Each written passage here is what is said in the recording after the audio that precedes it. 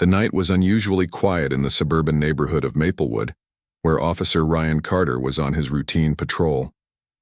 The streets were empty, and the only sounds were the soft hum of his police cruiser's engine and the occasional rustle of leaves in the cool breeze. It was one of those nights that seemed almost too peaceful, too perfect. But Ryan had been a cop long enough to know that sometimes danger hides in plain sight.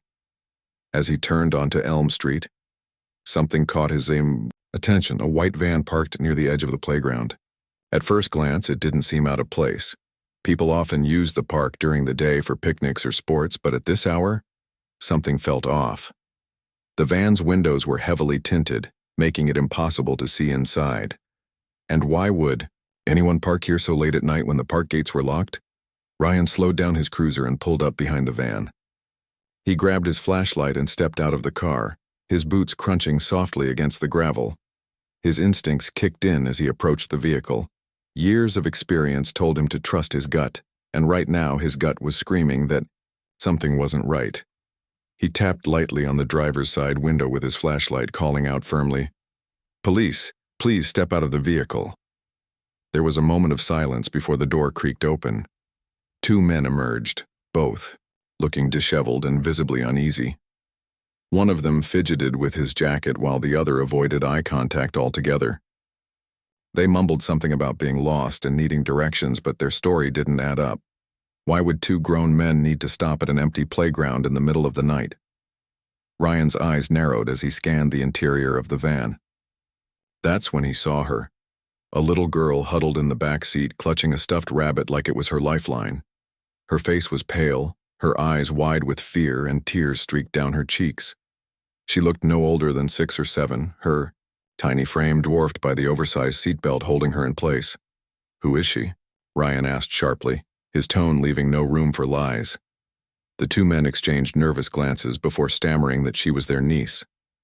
They said they were taking her home after visiting relatives, but their voices wavered and their body language screamed guilt. Ryan wasn't buying it. He leaned closer to the open window, his gaze fixed on the little girl. Kneeling slightly to meet her eye level, he softened his voice. "Hey there," he said gently. "Are you okay? Do you know these men?" The girl hesitated, her lower lip trembling. For a moment, she didn't say anything, her frightened eyes darting between Ryan and the two men standing beside the van. Then, almost inaudibly, she shook her head. Ryan's heart sank. Whatever was going on here, it wasn't good. He needed answers, and fast. Officer Ryan Carter's mind raced as he processed the scene before him. The little girl's silent shake of her head spoke volumes, even though she hadn't uttered a single word yet. Her wide, tear-filled eyes locked onto his, silently pleading for help. It was in that moment that Ryan realized this wasn't just some routine traffic stop. This was something far more sinister. He straightened up slowly, his hand instinctively resting on the grip of his service weapon as he turned back to the two men. "Start talking," Ryan demanded, his voice firm but controlled. "Who is she? And don't give me another story about her being your niece unless you want to explain why she doesn't seem to know either of you." The two men exchanged panicked glances, their earlier nervousness escalating into outright fear. One of them, a wiry man with unkempt hair, began stammering again, trying to weave a new lie. "Look, officer, it's all just a big misunderstanding. We're helping her find her way home. She got lost and—" Ryan cut him off sharply. "Enough. I've heard enough lies for one night. You're not going anywhere until we figure out what's really going on here." He glanced back at the van, his focus shifting between the frightened child and the increasingly agitated suspects. Something didn't add up. Why would two strangers claim responsibility for a child who clearly didn't trust them? Kneeling down again, Ryan leaned closer to the open window so the girl could see him better. He softened his tone, speaking gently to put her at ease. "Hey, sweetheart, it's okay. My name is Officer Ryan, and I'm here to help you. Can you tell me your name?" The girl hesitated, clutching her stuffed rabbit tighter. After a long pause, she whispered, almost too softly to hear, "Lily." Ryan nodded encouragingly. "That's a beautiful name, Lily. Do you live around here? She gave a small nod, her tiny fingers gripping the fabric of her bunny like it was her only anchor to safety. Encouraged by her response, Ryan pressed further. Do you know these men, Lily? Are they friends of your family? For a moment, she didn't answer. Her eyes darted toward the two men standing near the front of the van, then quickly back to Ryan. Finally, she shook her head again, her voice trembling as she whispered 4 words that sent chills down Ryan's spine. They're not my uncles. The simplicity of her statement struck Ryan like a punch to the gut. There was no hesitation in her voice now, no doubt about what she meant. These men were lying through their teeth, and Lily had just confirmed it. Ryan's jaw tightened as he stood up, his protective instincts kicking into overdrive. This little girl had been taken against her will, and these two men were responsible, or at least involved in whatever nightmare she'd been dragged into. Turning back to the suspects, Ryan's expression hardened. You two stay right there. Don't move, don't speak, and don't even think about getting back into that van. He reached for his radio, his thumb hovering over the button as adrenaline surged through him. Every second counted now. Whatever these men were involved in, it wasn't something he could handle alone. He needed backup, and fast. As he called it in, keeping one eye on the suspects and the other on Lily, Ryan couldn't shake the image of her terrified face from his mind. Those 4 words, "They're not my uncles," kept replaying in his head. They were simple, direct, and devastatingly clear. Lily had trusted him enough to speak up, and now it was his job to make sure she stayed safe, no matter what it took. Officer Ryan Carter's call for backup echoed through the quiet night, breaking the eerie stillness of the deserted playground. As he waited for reinforcements, every second felt like an eternity. The two men shifted uncomfortably near the van, their earlier bravado crumbling under the weight of Ryan's stern gaze. One of them lit a cigarette with trembling hands while the other kept glancing nervously toward the road, as if hoping to spot an escape route. But Ryan wasn't about to let them out of his sight, not after hearing Lily's chilling words. Ryan turned his attention back to the little girl, who was still huddled in the back seat of the van. Her small frame seemed even more fragile now, her wide eyes darting between him and the two men. She clutched her stuffed rabbit so tightly that her knuckles had turned white. Ryan knew she was scared, terrified even. But he also saw something else in her expression, a flicker of hope. For the first time since this ordeal began, someone was listening to her. Someone believed her. Kneeling beside the open door of the van, Ryan spoke softly, doing everything he could to reassure her. "You're safe now, Lily," he said, his voice steady and calm. "I'm not going to let anything happen to you, okay? These men aren't going anywhere." He paused, giving her a moment to process his words before continuing. "Can you tell me where you live? Or maybe your parents' names?" Lily hesitated, her lower lip quivering. It was clear she wanted to trust him, but fear still held her back. After what felt like forever, she whispered faintly, "I live on Maple Street with Mommy and Daddy." Her voice cracked slightly and fresh tears spilled down her cheeks. Ryan nodded encouragingly, careful not to push her too hard. "That's good, Lily. That's really helpful. We'll get you home soon, I promise." While Lily slowly opened up, Ryan couldn't ignore the growing tension coming from the two men. They muttered quietly to each other, their voices low but urgent. Ryan caught snippets of their conversation, something about bad timing and no witnesses, and it only deepened his suspicions. Whatever they were involved in, it went far beyond a simple kidnapping attempt. This wasn't just about Lily. It was part of something bigger, something darker.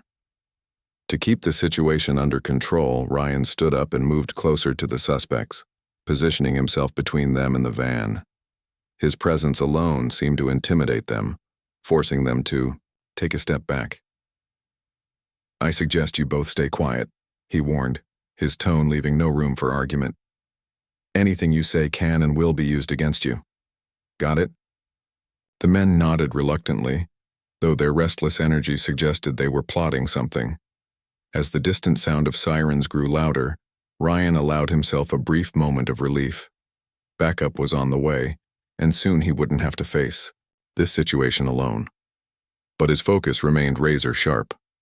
Lily's safety depended on him staying alert, and he wasn't about to let his guard down, not even for a second. When the first squad car pulled up, its flashing lights illuminating the darkened park, Ryan felt a surge of determination wash over him. The arrival of additional officers meant they could finally start piecing together the truth. More importantly, it meant Lily would be surrounded by people who could protect her. As detectives and social workers began taking over the scene, Ryan stayed close to Lily, ensuring she knew she wasn't alone.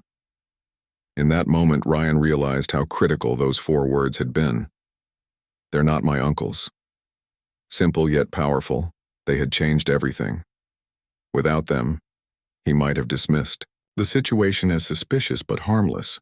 Instead, those words had become the key to unraveling a dangerous mystery and saving a little girl's life. The arrival of backup transformed the quiet, tense scene into a flurry of activity. Red and blue lights bathed the playground in an eerie glow, casting long shadows across the empty swings and slides. Officers poured out of their vehicles, some securing the perimeter, while others began questioning the 2 men more aggressively. Detective Martinez, a seasoned investigator with sharp eyes and a no-nonsense demeanor, took charge of the situation almost immediately. She approached Officer Ryan Carter, her gaze flickering between him, the suspects, and the little girl still seated in the van. "What's the story here?" Martinez asked, her voice clipped but professional. Ryan quickly filled her in on the details: the suspicious van, the nervous behavior of the 2 men, and most importantly, Lily's chilling declaration. "They're not my uncles." Martinez's expression darkened as she absorbed the information. "Kidnapping charges are just the tip of the iceberg," she muttered under her breath, before turning her attention to the suspects. Meanwhile, social services personnel arrived to tend to Lily. A kind woman named Clara, dressed in a warm cardigan and carrying a clipboard, knelt beside the van with a gentle smile. "Hi, sweetheart," she said softly, her voice soothing like a lullaby. "My name is Clara, and I'm here to help you. Can I sit with you for a moment?" Lily hesitated, glancing at Officer Carter, who gave her an encouraging nod. Slowly, she scooted over, allowing Clara to climb into the back seat beside her. Clara wrapped a blanket around Lily's shoulders, noticing how tightly the little girl clung to her stuffed rabbit. "That's a very special bunny you've got there," Clara said, pointing to the worn toy. Lily nodded faintly, her grip loosening just enough to stroke its floppy ear. "His name is Benny," she whispered, her voice barely audible. Clara smiled warmly. "Benny looks like a great friend to have right now. Do you want to tell me what happened tonight?"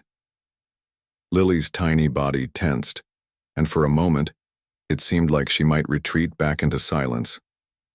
But then, haltingly, she began to speak. She told Clara about walking home from school, taking the shortcut through the park because it was faster. She described how a van had pulled up beside her, and 2 men jumped out, grabbing her before she could scream. Her voice trembled as she recounted being shoved into the vehicle and driven away, her cries muffled by the soundproof walls of the van.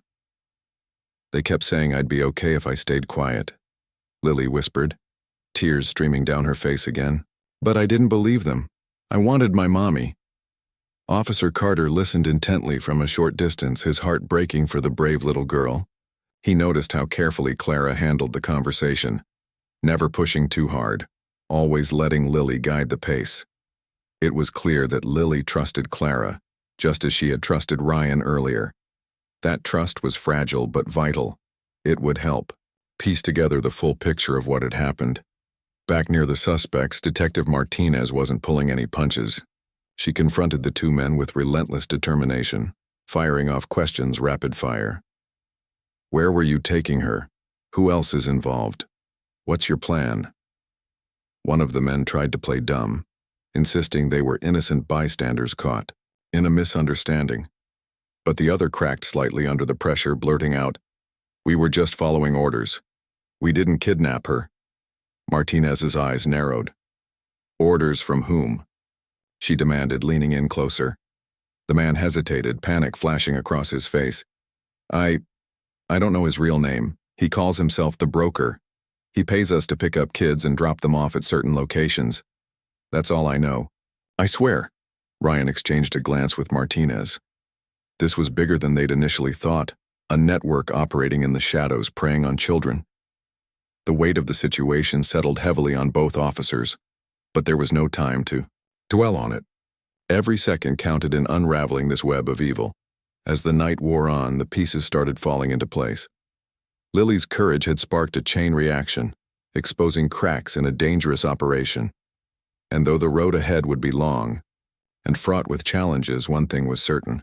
Thanks to a little girl's bravery and a cop's quick thinking, justice was finally within reach. As the investigation unfolded, Detective Martinez wasted no time diving deeper into the chilling confession made by one of the suspects. The mention of the broker sent a jolt through the team, an ominous nickname that hinted at something far more sinister than a random abduction. Martinez knew they were dealing with a well-organized operation, one that had likely been operating undetected for months, maybe even years. Her sharp mind raced as she pieced together what little information they had so far. Whoever this broker was, he wasn't just orchestrating kidnappings. He was running a network designed to exploit children. Back at the van, forensic officers worked methodically, combing through every inch of the vehicle. Inside, they found a treasure trove of evidence: fake IDs tucked beneath the driver's seat, a map marked with red circles around various locations in the city, and restraints hidden in the back compartment. There were also scraps of paper with hastily scribbled notes, names, addresses, and times that seemed to correspond to planned pickups. It was clear these men weren't lone wolves acting on impulse. They were cogs in a much larger machine, following orders without question. Meanwhile, Clara continued her gentle conversation with Lily, coaxing out more details about her ordeal. Though it pained everyone to hear the story from such a young child, Lily's account became a crucial thread in unraveling the case. She described how the men had argued quietly during the drive, mentioning names like Carlos and the drop point. These small fragments of information might have seemed insignificant to anyone else, but to detectives trained to spot patterns, they were golden leads. Officer Ryan Carter stood nearby, watching over Lily protectively. He couldn't shake the image of her tiny face pressed against the window of the van, her eyes filled with terror when he first approached. Now, seeing her slowly open up to Clara, he felt a flicker of hope, not just for her safety but for all the other children who might still be trapped in this nightmare. If they could dismantle this network tonight, countless lives could be saved. Detective Martinez called Ryan aside, her expression serious but focused. "We've got enough here to start connecting dots," she said, holding up a plastic bag containing one of the fake IDs. "This is bigger than we thought. Human trafficking ring targeting kids, probably selling them to families or worse. We need to move fast before anyone gets wind of what's happening." Ryan nodded grimly. "What about Lily? Is she safe now?" Martinez softened slightly. "She's our priority. Social services will take her to a secure location until we can reunite her with her parents. But we also need her testimony. It's going to be key in taking down whoever's behind this." By midnight, the two suspects were hauled into separate patrol cars, their faces pale and defeated. One of them kept muttering under his breath, "I didn't sign up for this," while the other stared blankly ahead, clearly realizing the gravity of their situation. Officers searched their phones and wallets, uncovering contacts and messages that pointed toward others involved in the operation. Each new lead fueled the urgency of the investigation. As the scene began to clear, Ryan walked back to where Lily sat with Clara. The little girl looked exhausted, her eyes heavy with fatigue, but there was a glimmer of relief in her expression. Now, for the first time since being taken, she seemed to understand that help had arrived, and that she wasn't alone anymore. "You're doing great, Lily," Ryan told her softly, kneeling beside her once again. "You're so brave. Your parents are going to be so happy to see you." Lily managed a weak smile, clutching Benny the bunny close to her chest. "Do you think Do you think they're looking for me? She asked hesitantly. Ryan smiled reassuringly. Oh, I know they are. And trust me, they'll never stop until they find you, just like we didn't stop until we found you tonight.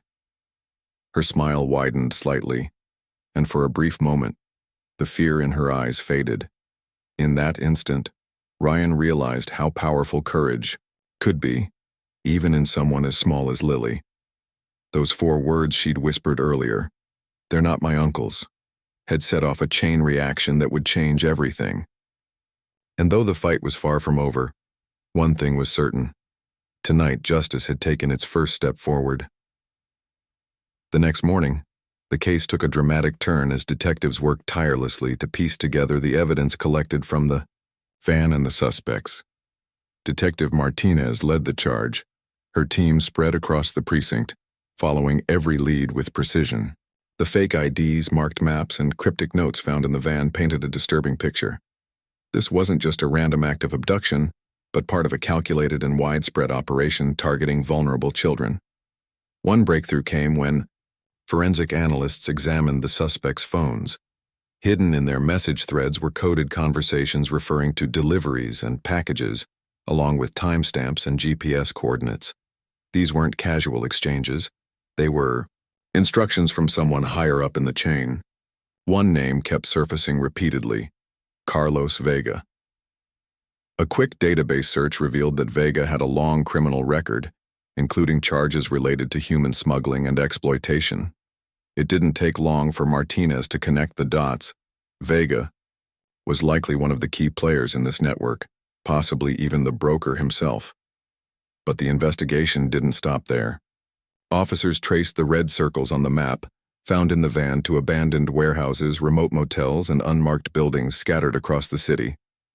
Raids were organized immediately, each location a potential hub for the trafficking ring. As dawn broke, teams of officers stormed these sites, uncovering horrifying scenes. In one warehouse, they discovered makeshift holding cells where children were kept under lock and key, terrified and malnourished. Some clung to each other for comfort, while others cried out for help. It was a devastating sight, but it confirmed what they had feared all along. This was a massive operation designed to exploit innocent lives. Back at the precinct, Lily's parents arrived after being contacted by social services. Their faces were pale with worry, dark circles under their eyes betraying the sleepless night they'd endured searching for their daughter. When they saw Lily walk into the room, escorted gently by Clara, their knees nearly buckled with relief. Her mother rushed forward, pulling her into a tight embrace, tears streaming down her face. "Oh, my baby," she sobbed, rocking Lily back and forth. "You're safe now. You're home." Lily buried her face in her mother's shoulder, finally, allowing herself to let go of the fear she'd been carrying for hours. Her father knelt beside them, his voice choked with emotion as he thanked Officer Carter and the entire team profusely. "We'll never be able to repay you," he said, shaking Ryan's hand firmly. "You saved our little girl." As the family reunited, Detective Martinez briefed them on the ongoing investigation. She assured them that Lily's bravery had not only brought her back to safety but also exposed a dangerous criminal network. "Your daughter is incredibly strong," Martinez told them. "What she did tonight, speaking up when she was scared, has helped us save other children too." The news spread quickly through the community, making headlines by midday. Parents who had once felt secure in their quiet suburban neighborhoods suddenly realized how close danger could come. Local authorities held a press conference, urging families to remain vigilant and report anything suspicious. They also announced the arrests of multiple individuals connected to the trafficking ring, including Carlos Vega, who was apprehended at a motel on the outskirts of town. For Officer Ryan Carter, the day was bittersweet. On one hand, he felt immense pride knowing that his instincts and Lily's courage had made such a difference. On the other hand, the sheer scale of the operation left him shaken. How many more children might still be out there waiting for someone to find them? He resolved then and there to stay vigilant, to keep fighting for those who couldn't fight for themselves. By evening, The precinct buzzed with activity as investigators continued unraveling the web of corruption and crime. Each new arrest brought them closer to dismantling the network entirely. And though the road ahead would be long, one truth remained clear. Justice had begun its march. Thanks to a little girl's whispered words and a cop's unwavering determination, countless lives had been spared from a fate worse than anyone could imagine. The days following Lily's rescue were a whirlwind of activity, both for the authorities and for her family. The community rallied around them, offering support in ways that surprised even the most skeptical residents. Neighbors dropped off meals, teachers sent heartfelt notes, and local businesses raised funds to help cover any counseling or medical expenses the family might need. It was as if the entire town had been reminded of how fragile safety could be, and how important it was to protect one another. For Lily, returning home was both comforting and overwhelming. Her bedroom, once a place of innocence and play, now felt unfamiliar after the trauma she'd endured. She clung to Benny the bunny like a lifeline, unwilling to let him out of her sight. Her parents tried their best to reassure her, keeping routines consistent and speaking softly whenever they addressed her. But the nightmares came often, dark dreams filled with vans, strangers, and the sound of slamming doors. Each time, her mother would sit beside her bed, stroking her hair until she fell back asleep. Social workers visited regularly, helping Lily process what had happened, while ensuring her parents had the tools to support her recovery. They explained that healing wouldn't happen overnight, but encouraged the family to take things one step at a time. One breakthrough came when Lily began drawing pictures during her therapy sessions. At first, her sketches were simple: trees, flowers, and rainbows. But soon she started including figures, herself holding hands with Officer Ryan, her parents standing nearby, and even Benny nestled safely under her arm. These drawings became a way for her to communicate feelings she couldn't yet put into words. Meanwhile, the investigation continued to unfold, revealing just how far-reaching the trafficking ring truly was. Detective Martinez and her team worked around the clock, piecing together evidence from raids, interrogations, and digital forensics. Carlos Vega, the man suspected of being the broker, proved to be a goldmine of information. Under intense questioning, he eventually cracked, spilling details about other members of the network, including recruiters, drivers, and buyers. His confession led to a cascade of arrests, dismantling cells not only in Maplewood but also in neighboring cities. The public reaction was swift and powerful. Parents organized neighborhood watch groups, schools implemented stricter safety protocols, and advocacy organizations launched campaigns to raise awareness about child trafficking. Local news outlets covered every development, keeping the story alive in people's minds. For many, Lily's case served as a wake-up call, a stark reminder that evil could lurk anywhere, even in places thought to be safe. Officer Ryan Carter found himself thrust into the spotlight, hailed as a hero by colleagues and citizens alike. Though he appreciated the recognition, he remained humble, insisting that the real credit belonged to Lily. "She's the brave one," he told reporters during a brief interview. "If she hadn't said those 4 words, if she hadn't trusted me enough to speak up, we might never have uncovered this operation." As weeks turned into months, life slowly began to stabilize for Lily and her family. With therapy and love, Lily started to regain her confidence. She returned to school, where classmates greeted her with hugs and handmade cards. Teachers noticed her smile more often, though there were still moments when fear crept back in. A loud noise, an unfamiliar face, or even the sight of a van parked too close to the curb. But each time her parents were there to remind her that she was safe now. One evening, as the sun dipped below the horizon, painting the sky in hues of orange and pink, Lily stood on her front porch with her parents.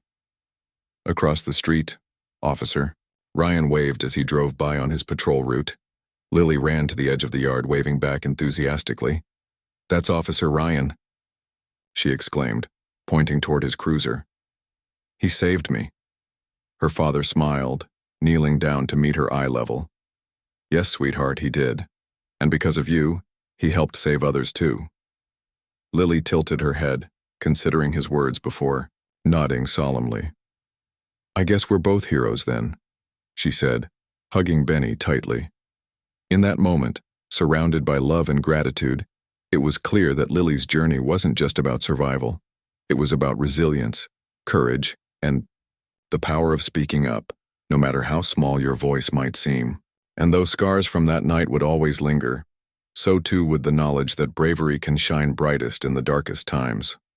Months passed, and the story of Lily's rescue became a beacon of hope for the community. What had started as a quiet night in Maplewood turned into a turning point, not just for one family but for an entire city. The human trafficking ring exposed that night was dismantled piece by piece, with over 24 arrests made across multiple states. Each conviction brought justice closer to those who had suffered, and each freed child reunited with their family was another victory against the darkness. Officer Ryan Carter received formal commendations for his role in uncovering the operation. His quick thinking and unwavering dedication were celebrated at a ceremony attended by local officials, law enforcement colleagues, and even Lily's family. As he stood on stage accepting the award, Ryan kept his speech short and heartfelt. "This isn't about me," he said, glancing toward Lily, who sat in the front row with her parents. "It's about a little girl who found the courage to say 4 words that changed everything." Lily beamed at him, clutching Benny tightly in her arms. Since that night she had grown more confident, her once timid voice now filled with laughter and curiosity. She still saw her therapist regularly, working through lingering fears, but she also embraced life with a newfound sense of strength. Her drawings had evolved too, now vibrant and colorful. They often featured Officer Ryan as a superhero figure standing guard over her neighborhood. One of these drawings hung proudly in the precinct, a reminder of the impact one brave child could have. The case also sparked widespread change beyond Maplewood. Advocacy groups used Lily's story to push for stronger laws protecting children from exploitation. Schools implemented new safety programs, teaching kids how to recognize danger and speak up if something felt wrong. Parents learned to stay vigilant without letting fear consume them. And thanks to increased public awareness, tips poured into hotlines, leading to further investigations and rescues in other areas. Detective Martinez remained deeply involved in the aftermath, ensuring no stone was left unturned. Her team worked tirelessly to identify every victim and reunite them with their families whenever possible. For some children, like Lily, homecomings were joyful reunions. For others, the road was harder. They had been missing for so long that reintegration required patience and care. But Martinez refused to give up on any of them, driven by the belief that every child deserved a chance at a safe and happy life. As time went on, the bond between Lily and Officer Ryan grew stronger. He visited her occasionally, bringing small gifts like coloring books or stickers, always making sure to remind her how proud he was of her bravery. During one visit, Lily handed him a folded piece of paper. "This is for you," she said shyly. Inside was a drawing of Ryan holding hands with Lily, surrounded by smiling faces. At the bottom, written carefully in crayon, were the words, "Thank you for saving me." Ryan felt a lump rise in his throat as he looked at the picture. "I'll treasure this forever," he told her sincerely. From that day forward, the drawing stayed pinned to the bulletin board above his desk, a constant reminder of why he chose to wear the badge. In the end, Lily's story wasn't just about survival. It was about resilience, trust, and the ripple effect of courage. Those 4 simple words, "They're not my uncles," had not only saved her life but had also ignited a movement that reached far beyond Maplewood. It proved that even the smallest voices can make the biggest difference when someone listens, and so life moved forward. The playground where it all began became a symbol of hope rather than fear. Parents watched their children swing and laugh under the sunlit sky, knowing that while danger might exist in the world, there were also people willing to fight against it. Officer Ryan continued his patrols, keeping watch over the streets with renewed purpose. And Lily? She played freely again, her smile brighter than ever, a living testament to the power of bravery and the enduring strength of the human spirit.